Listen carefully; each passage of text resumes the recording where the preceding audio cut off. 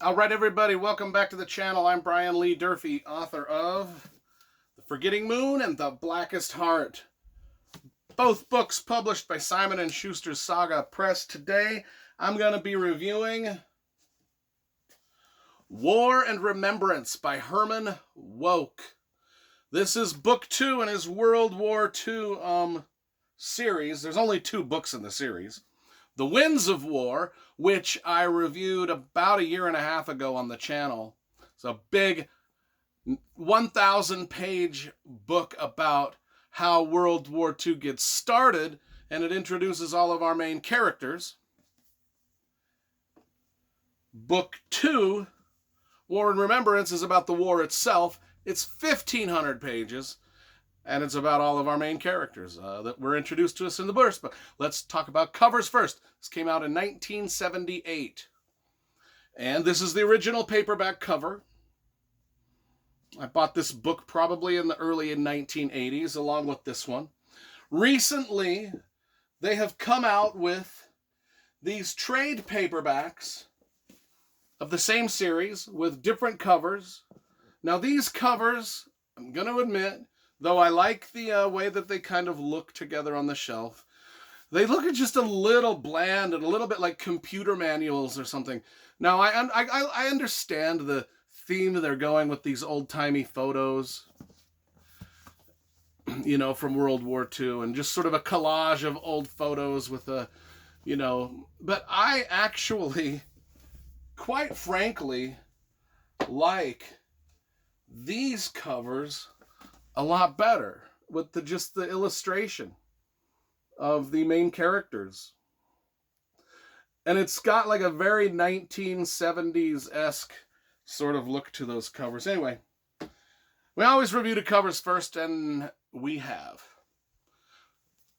So this book ends with the beginning of World War II, with the bombing of Pearl Harbor, and all of our characters are scattered all over the world. Some of them are in Italy, some of them are in Germany, some of them are in the South Pacific, some of them are right there in Pearl Harbor, some of them are in the United States. They're everywhere.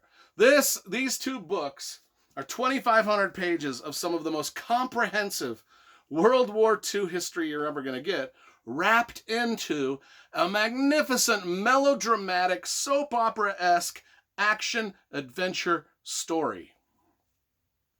Some of you may have even seen the mini-series based off of these. Now, they did a mini-series of The Winds of War that starred, you know, Ali MacGraw as the main character, Natalie Jastrow. And then Byron Henry, the other one of the main characters, was, I can't remember who the actor was that played that. But then when they filmed book 2, they hired different actors, and they hired a different actor and an actress to play our 2 main characters. Meanwhile, everybody else was the same. All the other actors and actresses were the same, and I was just like, ugh. Not only that, I honest to God tried to watch both of the miniseries on YouTube, because they're out there on YouTube, and I just, despite how magnificent these books are, and how I love these books, and how these books don't lose my attention, but by God, those miniseries, I just was torture. And the sad thing is the miniseries follow the books pretty accurately. I don't know how they did it, folks. They took some great books, filmed them almost scene for scene, and yet somehow made it suck. What are we talking about? Oh, the book. Pug Henry is one of our main characters. He is the father of Byron Henry, who was another main character, and Warren Henry, who is another main character. And then Pug also has a young daughter who's a journalist, and he's got a wife who ain't that. She thinks she's a good person, but she ain't. Now, I'm not saying that Pug is a saint, but he is a military captain. He's an admiral or a captain.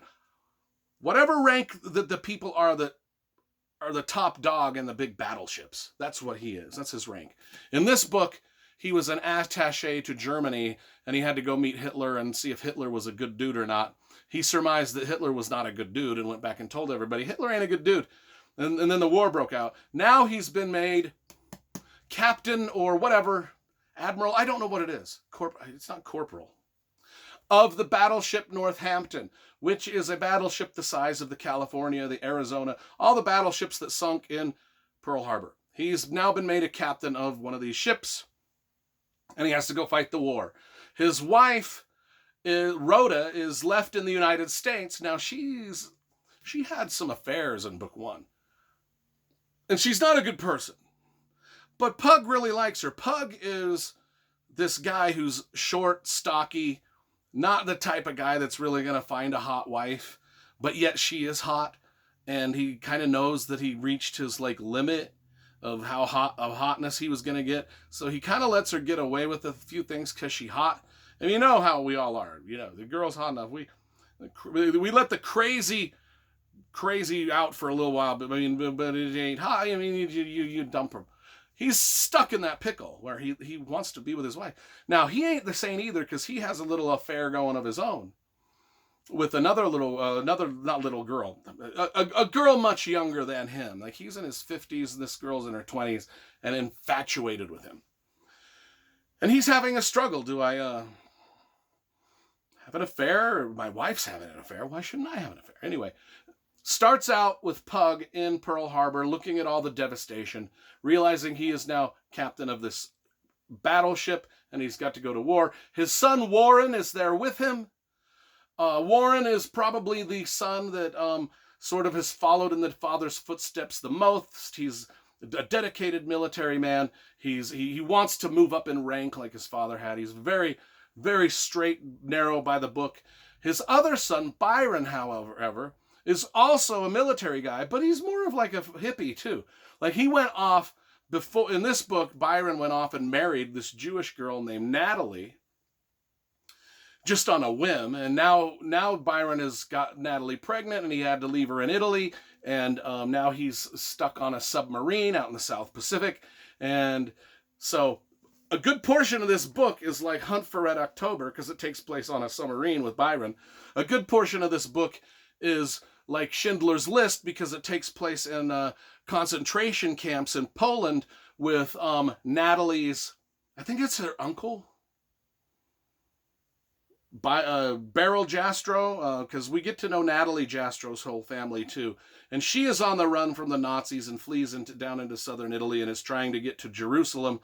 But one of her relatives is captured by the Nazis, and so we get to see the Nazi angle in the concentration camps. We get to see from Pug Henry's and Warren Henry's perspective, we get to see the war in the Pacific play out. From Byron Henry, we get to see what it would be like to be stuck in a submarine, which just seems like it would suck, especially back in the 1940s. And then Natalie Jastrow and her family are Jews, and they're trying to flee out of Europe, and we get all of their perspectives, which is dope. And Natalie's probably my favorite character, and I did really like the way that Ali McGraw played her in the first miniseries. The second miniseries, that character was played by a supermodel, and I can't remember the name. A supermodel that was very, very famous in the early 1980s, and I can't remember her name, but it didn't work. It just didn't work. Anyway, so if you want to know, much like John Jake's series North and South, where it's just such a great story wrapped around the Civil War with so many characters and so much soap opera, so much melodrama, so many battle scenes, so much history that you learn about the Civil War. Herman Wouk and these two books do the same thing for World War II.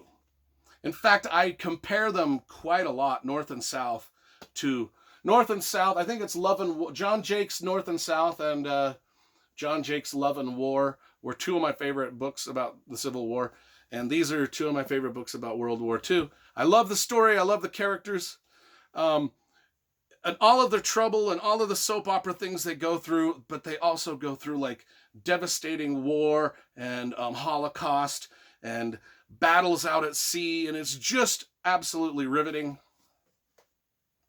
And Herman Wouk is one of my favorite writers, just absolutely great. So I give War and Remembrance 10 out of 10. It is that good and that important of a book that everybody should be reading it. But don't read it before you've read The Winds of War, because they go together and they've all got the same characters, and they should just be one big giant book. But anyway, that's all I got to say about that. Great books.